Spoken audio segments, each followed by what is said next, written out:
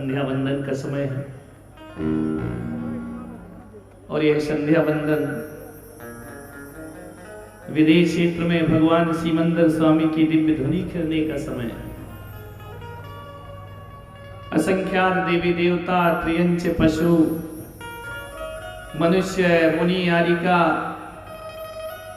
उस महाविदेश क्षेत्र में भगवान की इस समय अमृतवाणी का पान कर रहे हो। निरंतर दिव्य ध्वनि कीर्ति है वहां, प्रतिदिन 4 बार। हमारे पास वो सामर्थ्य नहीं है कि हम उन तक पहुंच सके।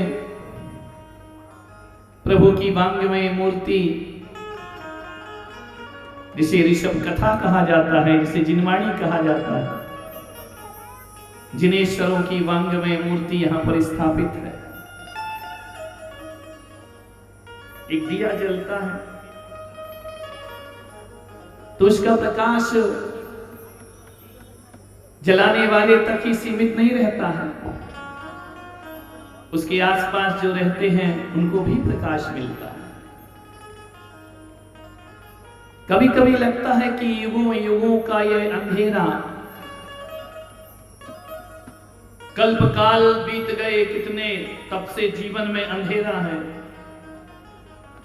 उस अंधेरे को मिटाने के लिए कभी कभी लगता है कि ताउम्र हमें अंधेरों से लड़ना पड़ेगा, मगर ऐसा नहीं है। 84 लाख योनियां अंधकार में बीती, एक दीप शिखा, एक दीप जल जाए, एक प्रकाश की किरण मिल जाए तो युगों युगों का अंधेरा नष्ट हो जाता है। किसी कमरे में बंद कर दो, कमरे को चारों तरफ से दरवाजे बंद कर दो, खिड़की बंद कर दो, बरसों से वह कमरा बंद रहेगा, उसमें अंधकार रहेगा। उस अंधेरे को हटाने के लिए बरसों दीप जलाने की जरूरत नहीं होती है। एक दिया जलाया और प्रकाश से भर जाता है।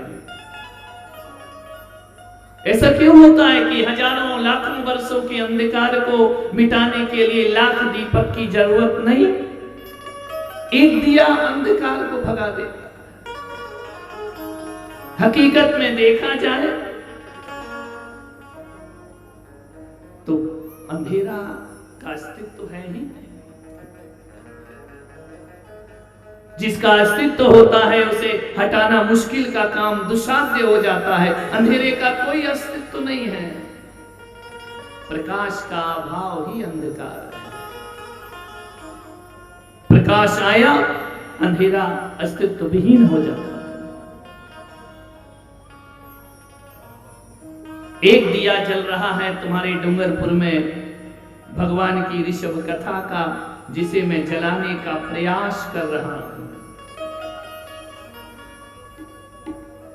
ऋषभदेव हमारे हृदय के मंदिर में विराजमान है। इस हृदय के मंदिर को कितना पवित्र रखना, ये आपकी जिम्मेदारी है।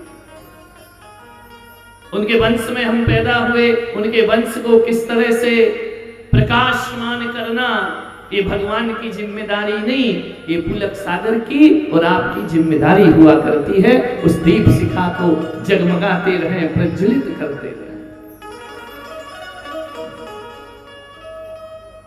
देखा नहीं कैसी विचित्र विचित्र परियाएं, कभी डिस्कवरी चैनल पर देखना, कैसे कैसे जीव, कैसे कैसे प्राणी, कैसे कैसी योनियां, कैसे कैसे एक क्षुद्र भाव से लेकर विशाल काय पशु गति में जीवन बीतता है।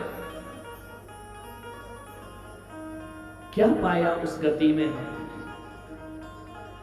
3 चीज पाई और कुछ नहीं पाया उन गतियों में। भोजन, पानी और जिंदगी की जद्दोजहद, इसके सिवा कुछ प्राप्त नहीं किया। ताउम्र अपने जीवन को बचाने में समय गया है। त्रियंच की योनि में एक छोटा सा कीड़ा भी पूरी उम्र अपने जीवन को बचाने में लगा रहता है, उसकी सुरक्षा में लगा रहता है, भोजन और पानी की तलाश में जिंदगी बिताता है। इसके अलावा उन योनियों में हमने कुछ भी प्राप्त नहीं किया। कितना संघर्ष होता है त्रियंच को अपना जीवन बचाने में। सुबह की पहली किरण, भरोसा नहीं कि शाम तक वह त्रियंच बच पाए, पशु बच पाए। मान्य तिनका तिनका जोड़ता है, घोंसला बनाता है, एक तूफान आता है, घोंसला बिखर जाता है। चिड़ा और चिड़िया दोनों तिनके जोड़ जोड़कर अपने लिए नीड़ बनाते हैं। जब गर्भ धारण करती है चिड़िया, एक एक तिनका जोड़ती है, जोड़ते जाती है। एक बतख पक्षी है, जब अंडे दे देती है तो बच्चे को संभालने के लिए वह 40-40 दिन भोजन नहीं करती है, अपनी संतति में जीवन बिताती है। मनुष्य होने की महिमा क्या है? मनुष्य से कुछ अलग होना चाहिए था कि मनुष्य में भी भोजन की व्यवस्था और पानी की व्यवस्था, संतति की व्यवस्था, घर की व्यवस्था, ये तो मनुष्यता का महिमा नहीं हो सकती है। मनुष्य की महिमा क्या है? ऋषभ कथा में भगवान ऋषभदेव के पावन चरित्र को देखकर अपनी महिमा को समझने का प्रयास करें।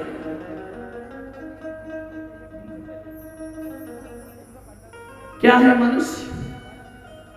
मालूम है तुम्हारी सुंदरता को बताने के लिए पशुओं का सहारा लेना पड़ता है। बोलते हैं ना कि मृग नयनी, मृगी की जैसी इनकी आंखें। इसका मतलब कि तुमसे ज्यादा सुंदर किसकी आंखें हैं? मृगी की। केहरी जैसी कमर, तुमसे अच्छी कमर केहरी की। गजगामनी चाल, यानी मनुष्य की चाल उतनी सुहावनी नहीं है जितनी गज की चाल सुहावनी होती है। मानिए पिकबैनी जानते? कोयल जैसी वाणी। ये उपमाएं जो दी गई हैं वो इसलिए कि तुमसे श्रेष्ठ है। ये मान्य, कभी ध्यान करना, कभी विचार करना। बच्चों का पालन पोषण कैसे करते हैं? जानवर भी करता है। फिर मनुष्य होकर हमने कौन से 4 चांद लगाए अपने जीवन? मनुष्य है ना, मनुष्य की देह में पैदा हुए है ना, ऐसा क्या हटके किया है? आज तक किसी जानवर को ये उपमाएं दी गई कि इसकी मनुष्य जैसी आंखें हैं, इसकी मनुष्य जैसी चाल है? कोई नहीं देता है। तुम्हें ही उपमाएं दी जाती हैं जानवर। मानिए, सोचना, जीवन को बदलना ऋषभ कथा से। सैनिक महाराज ने पूछा कि ऋषभदेव का चरित्र बताओ। प्रेरणास्पद चरित्र है उनका चरित्र जगत का कल्याण करने वाला है। सब कुछ होकर भी विरक्त रहना। हमारे पास उतना कुछ नहीं, लेकिन हम अनुरक्त ज्यादा है, आसक्ति ज्यादा है। भगवान के पास स्वर्ग का वैभव अभी देखोगे ना, 16 स्वप्न होंगे, रत्नों की वर्षा होगी, भोजन स्वर्ग से आएगा, वस्त्र स्वर्ग से आएगा, भगवान का पूरा दरबार, पूरा महल है, स्वर्गों से देवों ने कुबेर द्वारा बनाया जाता है, लेकिन भगवान उसमें उलझते नहीं। और हम एक किराए के मकान में भी उलझ जाते हैं। हमारे पास कुछ नहीं है, आसक्ति ज्यादा है। हमारे पास थोड़ा है लेकिन अभिमान ज्यादा है, और भगवान के पास बहुत है लेकिन अभिमान रंच मात्र भी उनको अभिमान नहीं है। विरक्त आत्मा, नश्वर संसार को जान रहे हैं भगवान। हमें तो बड़ी उम्र बीत जाती है डूंगरपुर में, कोई 50 साल में पहली बार कथा सुन रहा होगा, कोई 60 साल में, कोई 70 साल में। भगवान तो ये कथा, भगवान का वह जीवन गर्भ काल से ही शुरू हो जाता है, अनासक्ति का जीवन।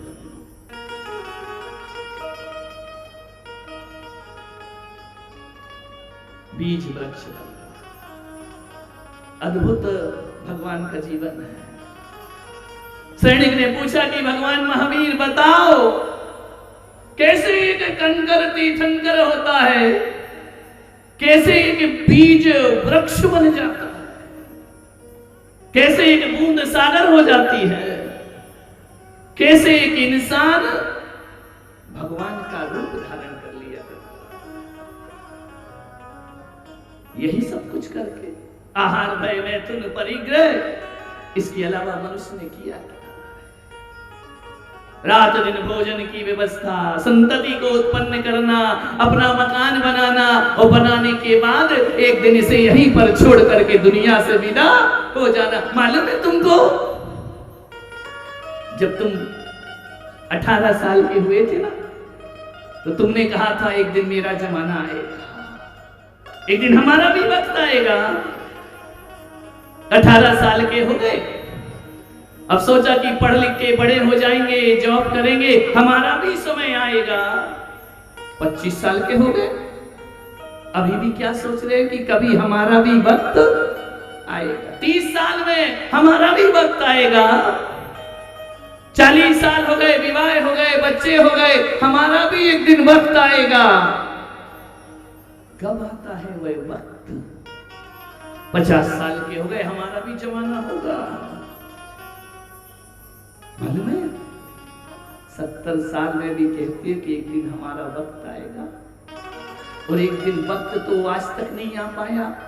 बचपन से लेकर अभी तक क्या आता है मालूम है? ब्लड प्रेशर आता है, कैंसर आता है, शुगर आती है, वक्त नहीं आता है अपना कभी।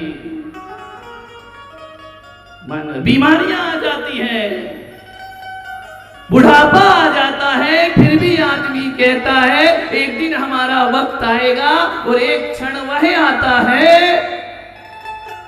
जब ऐसा वक्त आता है कि वह वक्त कहता है कि चलो तुम्हारा वक्त आ गया, अब तुम दुनिया में रहने लायक नहीं रह गए हो। मौत आती है और कहती है तुम्हारा वक्त आ चुका। बोलो ऋषभदेव भगवान की।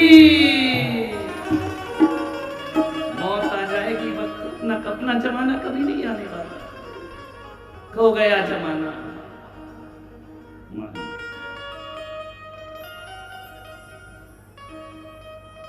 राजा सैनिक ने पूछा भगवान कहां से शुरू हुई यात्रा?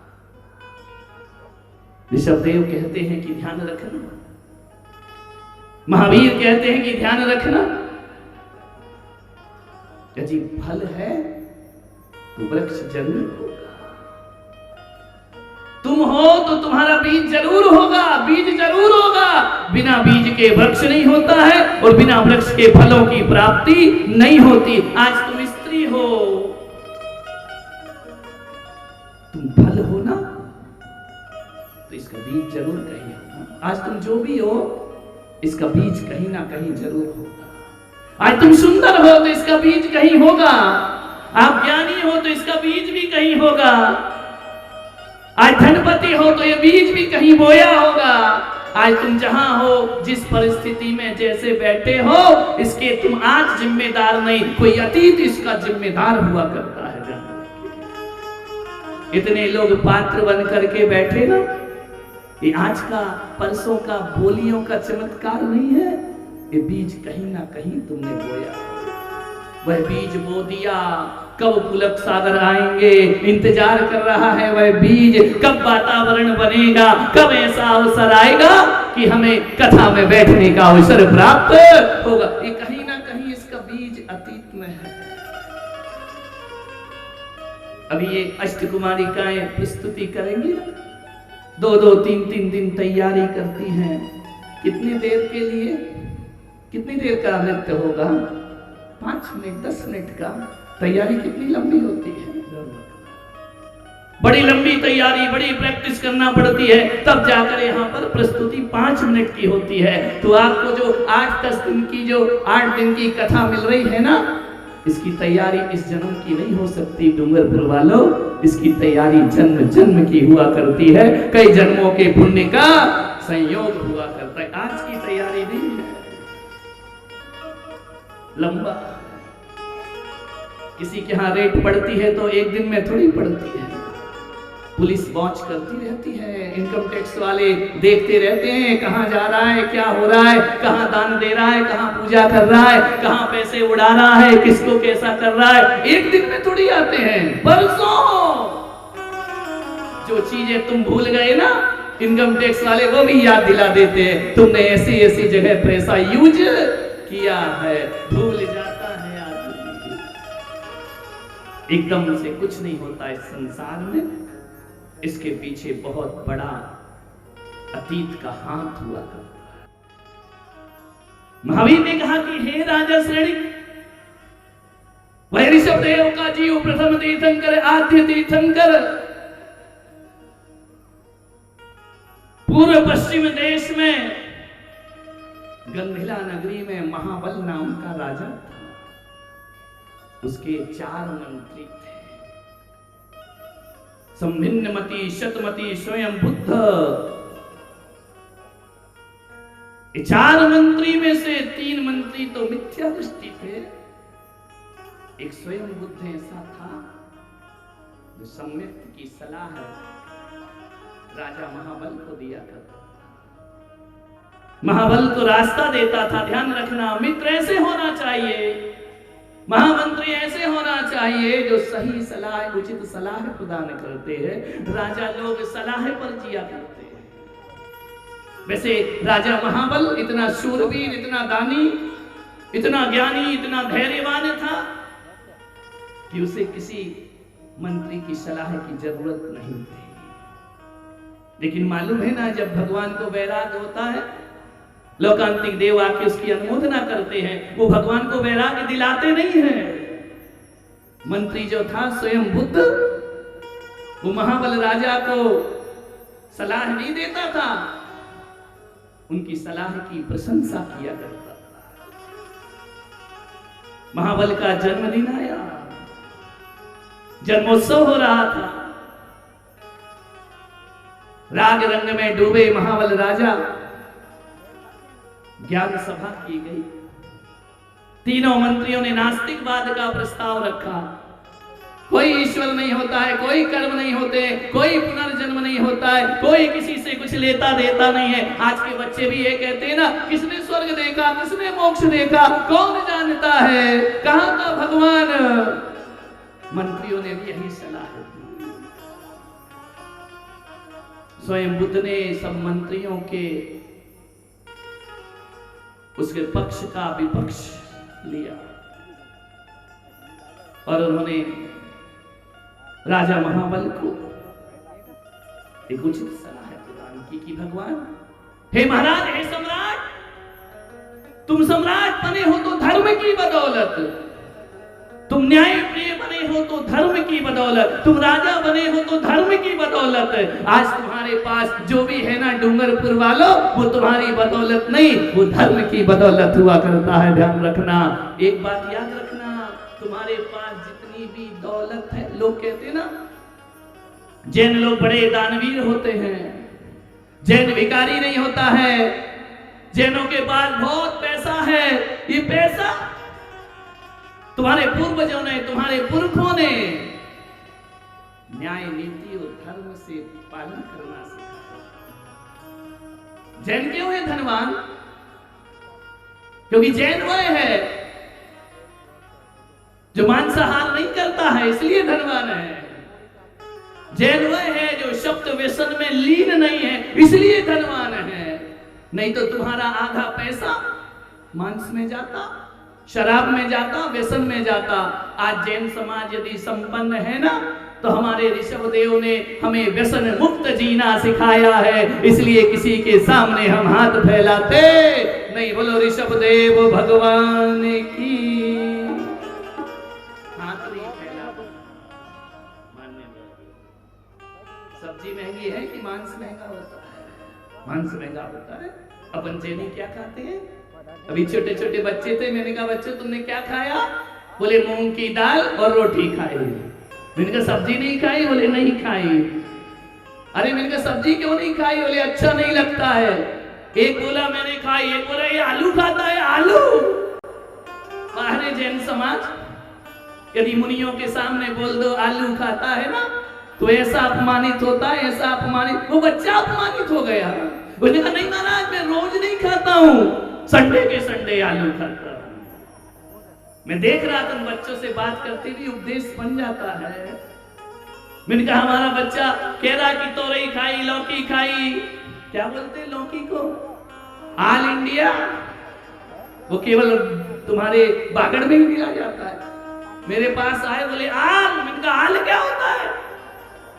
बोले वो माल है जो ऑल इंडिया मिलता है। किसी भी प्रांत में जाओ कुछ मिले या ना मिले, लौकी तो जो स्वाद लौकी में वो आलू प्याज में थोड़ी है। बस महिलाओं से निवेदन करूंगा आप बनाने की कला सीख लो।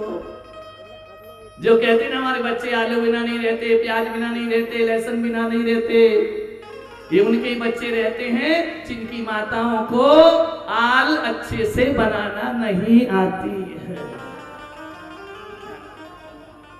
तोरई अच्छे से बनाओ, बच्चे आलू नहीं खाएंगे। एक बात बताओ डूंगरपुर वालों, जिस दिन तुम्हारे घर में गुरुदेव के आहार होते हैं, समझना उस दिन उनका शेष अन्न जो होता है वह खाने में कैसा लगता है? बोलो। बारात के भोजन का स्वाद एक तरफ और गुरुओं के प्रसाद का स्वाद एक तरफ हुआ करता है। क्यों? उसमें भक्ति है, उसमें आलू प्याज बैगन नहीं है। और हमारे बच्चे, मैं जिन घरों में आहार को जाता हूं, महाराज एक गिलास ले लो प्रसाद बन जाएगा। प्रसाद 56 भोगों को याद नहीं दिलाता है। क्यों आता है इतना मधुर स्वाद? क्यों मुनियों के ओले हुए भोजन में भी क्यों पूरा घर उस दिन तुम्हारा लौकी खाने बैठ जाता है? एक बच्चा है, मैंने कहा तुम्हारे यहाँ आलू बने? बोले नहीं बने। मैंने कहा क्यों? बोले इसलिए नहीं बने कि आज हमारे घर में गुरुदेव के आहार हुए हैं। हमारे घर में आलू बने नहीं, प्याज नहीं बना, हमारे यहाँ सात्विक भोजन बना। इसमें आनंद है। गुरुओं का उबला हुआ भोजन भी स्वादिष्ट लगता है, क्योंकि उसमें भोजन नहीं होता है, मिर्च मसाले नहीं होते हैं, उसमें भीतर का प्रेम हुआ करता है। हमारी समाज ने एक पहचान बनाई है। किसी महिला से पूछ लो तुम आलू खाती हो, तो वह खुलकर शान से गर्व से नहीं कहती है, नजरें झुका लेती है। इसका मतलब है कि हमारी समाज के धनवान होने का कारण यही है कि हम अभक्ष का भक्षण नहीं करते हैं, हम शराब का सेवन नहीं करते हैं, हम मांस का सेवन नहीं करते हैं, और जो भी पैसा बचता है उसे हम भोगों में कम लगाते हैं और अपने मंदिरों में दान ज्यादा किया करते हैं। इसीलिए हम धनवान हुआ करते हैं। मान्यवर किसमें लगाते हो पैसा? धन में? किसमें? भगवान की मूर्ति में, भगवान के मंदिरों में, भगवान के चरित्र में लाखों रुपए दे दिया करते हैं। और जो मांसाहारी व्यसन वाली कौम है ना, उनका सारा पैसा खाने पीने में ही चला जाता है, अपने भोगों में ही चला जाता है। यह उनकी निर्धनता का कारण होता है। हम धनवान हैं, हम सौभाग्यशाली हैं, हम पुण्यात्मा हैं। ध्यान रखना। क्यों? व्यसन मुक्त समाज में हमारा जन्म।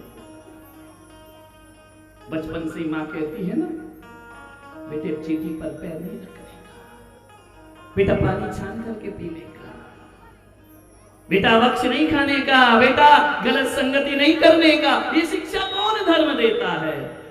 जैन धर्म दिया करता है। मालूम है, मैं बचपन में था, मैंने एक रात सपना देखा। सपने में क्या देखा कि मेरे घर के बाजू में एक व्यक्ति थे, वो बड़े अनुशासन प्रिय, बड़े रूखे स्वभाव वाले। जहां देखो वहां बेइज्जती कर देते थे, व्यवहार उनका अच्छा नहीं था। मालूम है मैंने सपने में क्या देखा बचपन में? मैंने देखा कि मैंने रात को सपने में उनकी पिटाई कर दी। मैं तो छोटा सा था, इतना मारा, इतना मारा, इतना मारा। साक्षात तो मार नहीं सकता था, बच्चा था। सुबह मैंने अपनी माँ को बताया कि माँ सपना देखा। क्या देखा? जो बाजू वाले हैं ना, उनकी रात को मैंने बहुत पिटाई की। बोले खूब मारा? मैंने कहा बहुत मारा। मालूम है मेरी जैनत को लेने वाली माँ ने कहा कि जाओ उससे माफी मांग कर। मैंने कहा तुम पागल हो गई? सपना है सपना, हकीकत थोड़ी है।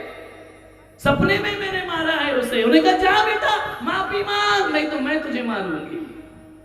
मैंने कहा अम्मा उसको तो पता ही नहीं है कि मैंने मारा है। इस सपना मैंने देखा, तुमको बताया। उन्होंने कहा नहीं, तुझे जाके माफी मांगना पड़ेगी। कभी अपने बच्चों को ऐसी शिक्षाएं प्रदान करो। मैंने कहा माफी क्यों मांगू? बोले पहले मांग के आ, फिर बताऊंगी। मैं गया, मैंने माफी मांगी। उन्होंने कहा क्या हुआ? मैं सच भी नहीं बोल सका कि क्या हुआ। मैंने कहा सपने में ही मारा, कहेंगे तो फिर पकड़ के मारेगा मुझे। मैंने कहा बस मुझे माफ कर दो। अरे क्यों कर दूं? मैंने सपने में आपका अपमान किया, आपको अपशब्द बोले मैंने स्वप्न में। शिक्षक थे वह, वीरेंद्र राजपूत उनका नाम था। उन्होंने कहा कि सपने में अपमान किया, उसका सॉरी क्यों बोल रहा है? मैंने कहा मेरी माँ ने बोला है कि नहीं, जाके उनको माफी मांग करके आ। मालूम है बहुत कठोर व्यक्ति थे वो। जब मेरी बात सुनी उन्होंने मुझे गले से लगा दिया, उंगली पकड़ के मेरी माँ के पास ले गए कि सपनों की बातों में क्यों माफी मांगी। उस माँ ने कहा मालूम कि हम जैन हैं, हम स्वप्न में भी किसी की हिंसा नहीं किया करते हैं, हम स्वप्न में भी किसी का अपमान नहीं करते हैं। हम ऋषभदेव के वंशज हैं। हमारा बच्चा यदि स्वप्न में किसी को मारेगा, पीटेगा, अपने से बड़ों का अपमान करेगा, तो एक दिन ये हकीकत में भी लोगों का अपमान करेगा। हमारे यहाँ स्वप्न में भी गलत काम हो जाए उसे भाव हिंसा माना जाता है। इतनी पढ़ी लिखी मेरी माँ नहीं थी, लेकिन हमारी पूर्वज, हमारी दादियों के संस्कार थे कि स्वप्न में भी किसी से हिंसा नहीं करना चाहिए। बताओ डूंगरपुर वालों, इतना पवित्र धर्म इस भारत में कोई दूसरा हो सकता है? दुनिया में लाखों धर्म है, लेकिन क्षमावाणी तो केवल जैनों के पास है, संवत्सरी तो जैनों के पास है। हम अपने अपराधों की क्षमा मांगते हैं, ये ऋषभदेव का धर्म है। दूसरों को क्षमा करना और खुद क्षमा मांगना। क्षमा से हमारा धर्म शुरू होता है, क्षमा से समाप्त हो जाता है। ऐसे पावन धर्म में हम पैदा हुए। एक पत्रकार ने बोला कि आप अपने जीवन का सबसे बड़ा सौभाग्य किसे मानते हैं? मैंने कहा मैं जिन कुल में पैदा हुआ, ये मेरे जीवन का सबसे बड़ा सौभाग्य हुआ करता है। जिन शासन में, भारत देश में मेरा जन्म हुआ, ऐसे कुल को प्राप्त करके आए हम अपने चरित्र को महिमा मंडित करने का प्रयास। जैन है, हम जैनी हैं। ऋषि कथा के बाद वो परिवर्तन आना चाहिए कि सांझ ढलते हमारे रसोई के दरवाजे बंद हो जाना चाहिए। मैं जानता हूं इस समय मुझे नहीं बोलना चाहिए, संध्या का समय है, इस समय हमें एक उपदेश नहीं करना चाहिए, लेकिन कभी कभी सोचता हूं कि मैं उपदेश करूंगा, वो हजारों लोग आकर बैठेंगे, रसोई घर अपने आप बंद हो जाएंगे, जैन धर्म जीवंत हो जाएगा। बोलो ऋषभदेव भगवान की। छोटे छोटे बच्चे फटफट भोजन कर लिए, मेरे पास आए, खाना खा लिया, खा लिया, क्यों? ऋषभ कथा में जाना है। ये परिवर्तन है जीवन। नहीं तो अभी क्या कर रहे होते, वही चल रहा होता। अभी तो रोम दिख रहे हैं, अभी तो रेखाएं दिख रही हैं, थोड़ा और खा लेते हैं। संत के पास पहुंच जाओ ना तो मोह कीच माया से बाहर निकल जाते हैं। इस समय घर परिवार को छोड़कर ठंडी में कोई शाल ओढ़ कर बैठी है, कोई जुराबे पहनकर आई है, लेकिन धुन क्या है, कहां जाना है? ऋषभ कथा में अभी पूरे डूंगरपुर में यही चल रहा है।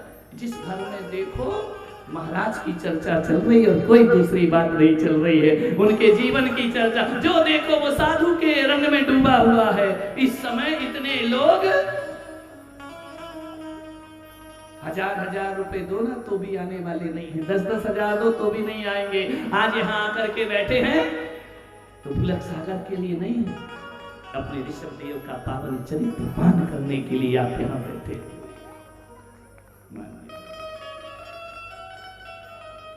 स्वाद सबको नहीं लगता है, विचार करो। स्वयं बुद्ध मंत्री ने कहा कि महाराज इनकी बातों में मत लगो, ये विधर्मी लोग हैं, ये आपका जीवन नष्ट कर देंगे। आप यदि महाबल राजा हैं, धर्म की बदौलत धर्म नहीं होता तो जीवन में कुछ नहीं होता। सुनो, मैं तुम्हें धर्म की कथा सुना।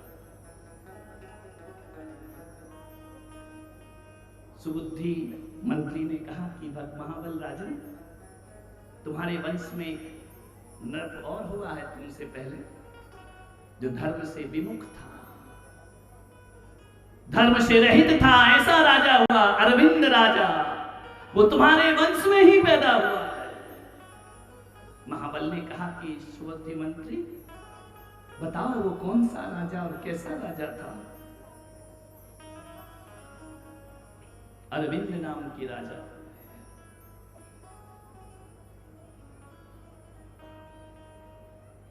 कथा को पढ़ते हैं। तब सुबुद्धि बोला, हे नपवर, कथा एक सुनिए अब सुंदर। तब सुबुद्धि, तालियां, मीठी मीठी ताली, आनंद से।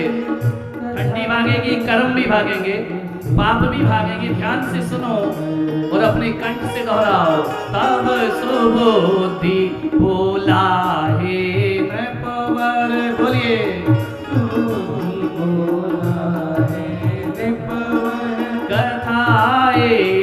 अब सुनिए सुंदर। अब सुनिए सुंदर। ओ कभी पूर्व में वंश आपके, कभी बोलिए सब आनंद के साथ। भगवान की वाणी है, कर्मों का नाश होगा, पापों का नाश होगा। मीठी मीठी तालियां बजाइए।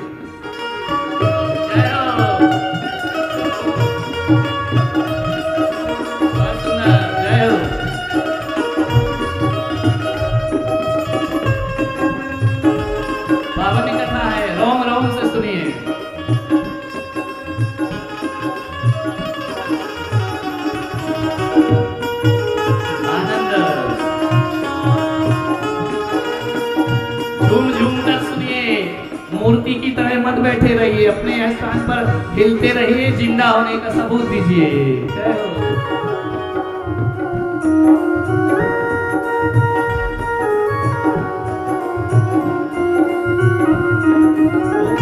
कभी पूर्व में वंश आपके, कभी पूर्व में वंश आपके, विद्याधर अरविंद हुए हैं, विद्याधर अरविंद हुए।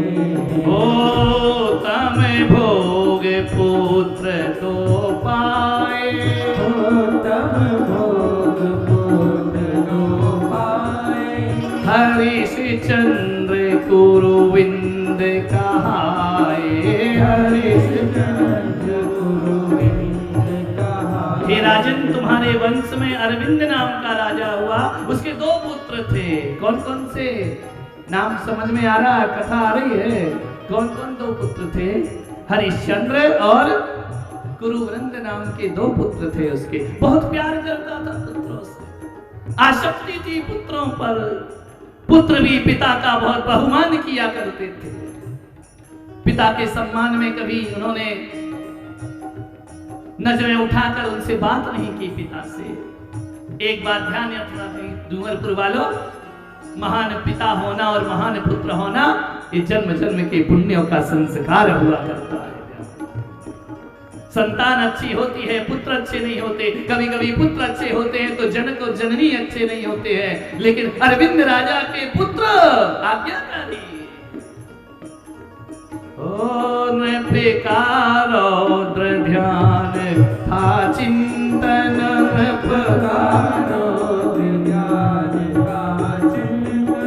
नर के आयु का कीन्हा बंधन। ऐसे समर्पित पुत्र पाकर भी महाराज अरविंद धर्म ध्यान से दूर थे। उन्हें भगवान नहीं चाहिए था, उन्हें श्रवण नहीं चाहिए था, उन्हें भक्ति नहीं चाहिए थी। भोग विलास, समय बीता, वक्त बीतता गया राजा अरविंद। अभी आपने पंच कल्याणक में केवल ऋषभ देव का वर्तमान भाव देखा होगा, ये अतीत है ऋषभ देव का। विषय भोग में जीवन बीत रहा है और एक दिन बुढ़ापा आया। बुढ़ापा अकेला आता है या बीमारियां साथ लाता है? बोलिए, बीमारियां साथ लाता है। बीमारी हो गई राजा अरविंद को, दाहे रोग उपजा भई पीरा।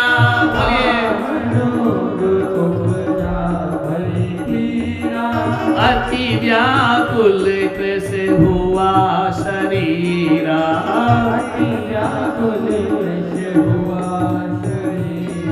दाह रोग उत्पन्न हो गया, शरीर जलता है। इतनी जलन, इतनी पीड़ा, इतना दर्द असहनीय हो गया। भोगों में जीवन बीता है। एक भोगियों का जीवन बीमारियों से भरा होता है और योगियों का जीवन ऐसे मंच पर बैठे हुए योगी वृद्ध अवस्था में भी आनंद से जिया करते हैं। यह तेज धर्म का है, भगवान की भक्ति का है।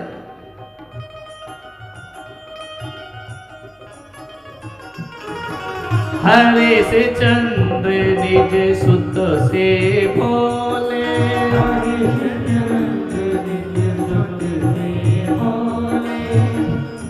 क्या बोले? जले देह ज्यों जलते शोले,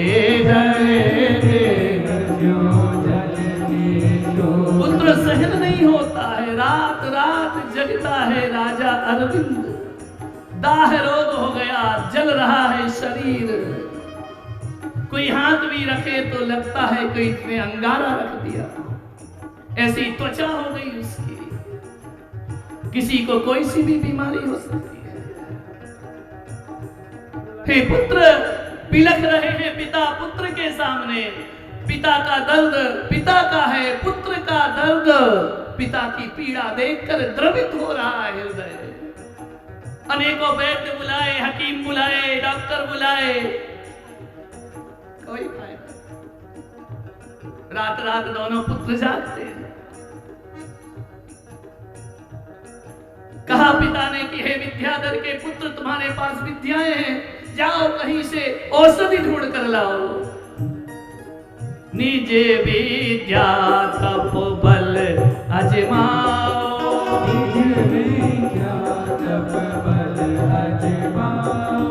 मुझको उत्तर गुरु पहुंचाओ, मुझको उत्तर गुरु पहुंचाओ। शक्तिहीन नगर हो गया, शक्तिहीन हो गए राजा अरविंद। कथा सुनी है पहले कभी? सुनो, ऋषभदेव का चरित्र है। शक्तिहीन, ताकत नहीं, पुत्र से बोले, पुत्र विद्याधर के पुत्र हो, कुछ विद्या अपनाओ, कुछ तप करो, मुझे विदेह क्षेत्र पर लेकर चलो। वहां क्या होगा पिताजी? इतनी दाय है कि सहन नहीं होता, मुझसे पुत्र बर्दाश्त नहीं होता, मृत्यु भी नहीं आती है। पुत्र ने कहा, पिता मृत्यु की प्रार्थना मत करो, हम जरूर कुछ उपाय करेंगे आपका। ऐसे पुत्र कहां मिलते हैं? शीतोदा का शीतल तट पर, शीतोदा के शीतल तट पर, काहे वहीं कम होगा जाकर नदी। शीतोदा नदी है विदेश क्षेत्र में। शीतोदा पूर्व की तरफ शीतोदा सीता है, पश्चिम की तरफ उत्तर कुरु में शीतोदा नदी है। पिता कहता है, मुझे नदी के किनारे मेरा निवास करो, ये राजमहल मुझे अंगार से लगते हैं, ये सिंहासन मुझे दाह पैदा करता है, पुत्र मुझे किसी शीतल नदी के किनारे ले चलो। ओ हरि से चंद्र ने किया उपाय, हरि से चंद्र ने किया उपाय, लेकिन सफल नहीं हो पाया, लेकिन सफल नहीं हो पाया। पुण्य क्षीण नृप का हुआ, हो क्यों सफल उपाय, महाराजा अरविंद की पूर्ण हुई थी आयु। बोलो ऋषभदेव भगवान की, केशरिया लाल की। पुण्य क्षीण हो जाए ना तो औषधि भी काम नहीं करती। पुण्य का उदय होता है ना तो चूल्हे की राख भी औषधि बन जाती है, और जब पुण्य का नष्ट होता है, पुण्य जीर्ण शीर्ण होता है ना, तो वैद नीम हकीम जितने भी उपाय करो सब निष्फल हो जाता है। लौट आए शीतोदा नदी से घर वापस। महल में सफलता नहीं मिली। महीनों अरविंद राजा नदी के किनारे लेटे रहे, पानी में जाकर बैठ गए तो पानी ऐसा लगता जैसे गर्म पानी में आकर बैठे। पाप का जब उदय आता है ना, कोई साथ नहीं देता। एक दिन महल में बैठे थे, घटना घटी एक तदनंतर, घटना घटी एक तदनंतर, लड़ गई दो छिपकलियां परस्पर, लड़ गई दो छिपकलियां परस्पर, और उनका रक्त गिरा नृपतन पर, उनका रक्त गिरा नृपतन पर, सुखी हुआ ठंडक अनुभव कर, सुखी हुआ। क्या गिरा, क्या घटना घटी? दो छिपकलियां आपस में लड़ रही हैं, लड़ते लड़ते घायल हो गई, लहूलुहान हो गई। एक बूंद रक्त की राजा के तन पर ठंडक का अनुभव हुआ, जैसे किसी ने बर्फ रख दिया। राजा ने कहा कि ये अनुभव कैसा होता है? इसका मतलब है मेरी दाह का निवारण रुधिर है, रक्त है। सम्राट था, महाराज था। तब उसके मन में विचार आया कि मेरी औषधि रक्त की धार है। पाप का उदय आता है ना तो आदमी की बुद्धि दुर्बुद्धि हो जाए। तब उसके मन हुआ विचार, तब उसके मन हुआ विचार, औषधि मोरी रक्त की धारा, औषधि मोरी रक्त की धारा, ओ पुत्रों को इच्छा बतलाई, पुत्रों को इच्छा बतलाई। और शीघ्र करो अब एक उपाय। शीघ्र करो अब एक उपाय। क्या उपाय करो? रक्त भरी बावड़ी बनाओ। देखो जीवन कैसा है, इंद्रिय सुख के लिए, अपने सुख के लिए मृत्यु की मुंह में जा रहा है। लेकिन तुम भी तो ऐसे ही करते हो ना कि डॉक्टर जवाब दे रहा, वेंटिलेटर लगाओ, अस्पताल ले चलो, अपोलो में ले चलो। मती मारी जाती है। भगवान की शरण में चलो, ये शब्द नहीं निकलता है। संथारा लो, ये शब्द नहीं निकलता है। औषधि लाओ, वैद्य लाओ, हकीम लाओ। अरविंद राजा मिथ्या दृष्टि।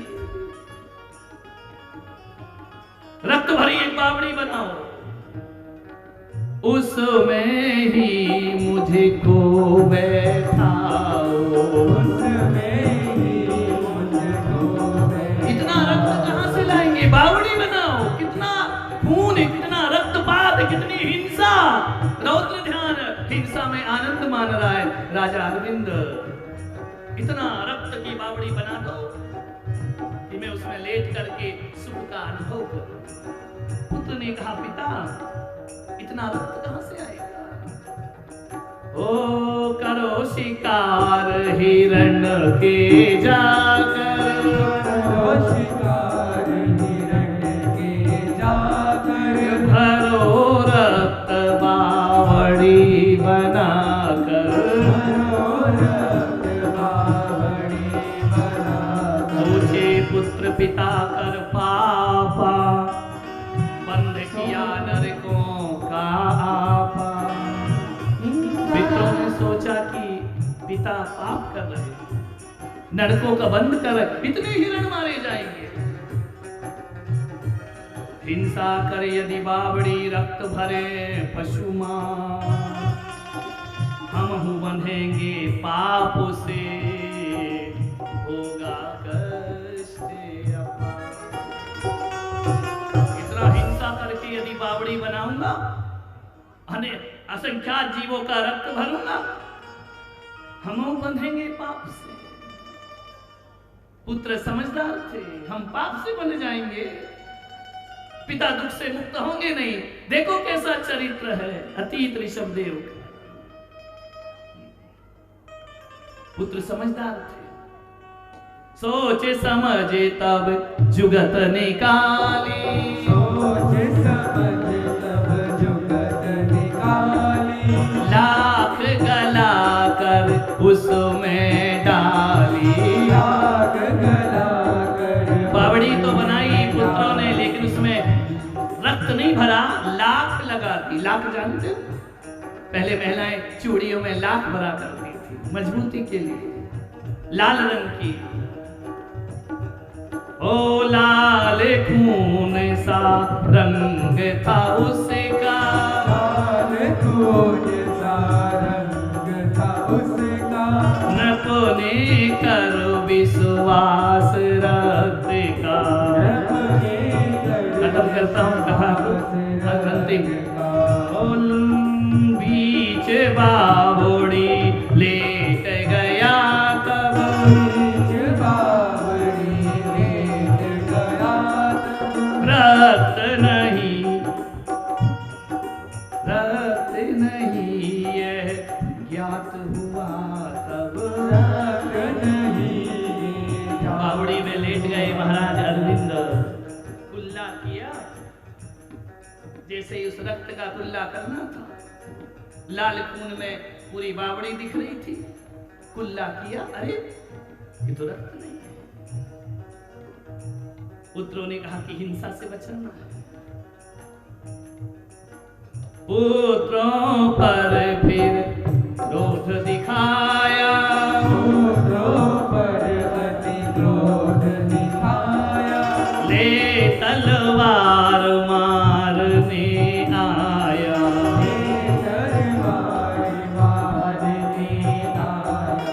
गिरा धरनी निज असी के ऊपर। गिरा धरनी निज असी के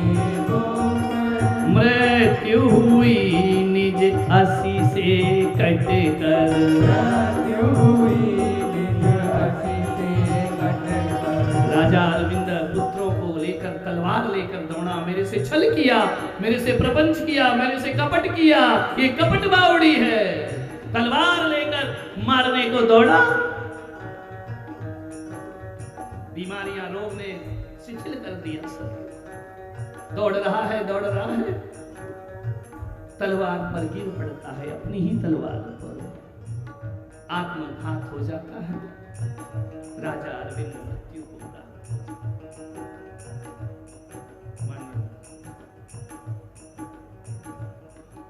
महाबल राजा से कहा कि देखो सुबुद्धि मंत्री कि तुम्हारे वंश का एक राजा ऐसा हुआ। महाबल संवेग को प्राप्त हुए